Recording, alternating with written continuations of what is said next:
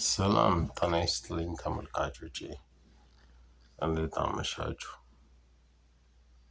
አሁን የምናወራው ስለ መጽሐፍ ቅዱስ ሳይሆን ስለ መጽሐፍ ነው። መጽሐፍን ሲጀመር ማን ጻፈው ስለሚለው እያንዳንዳችን ስለተሸወድንበት፣ ኦርቶዶክስ ከሆንን ወንድ ልጅ በ40 ቀኑ ሴት ልጅ በ80 ቀኗ ተብሎ ተጽፎ ለኢትዮጵያ የተሰጣትን ታሪክ ነው የምናነበው።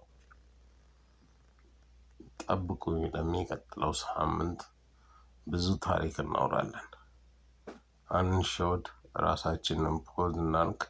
ዓለም ሰላም ትፈልጋለች። ሰላም የሚባል ነገር አለ።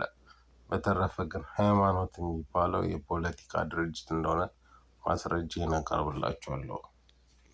ጥበቡ ሰለሞን ነኝ። ለዛሬው ይብቃን። በሚቀጥለው ሳምንት እንገናኝ። ቻው።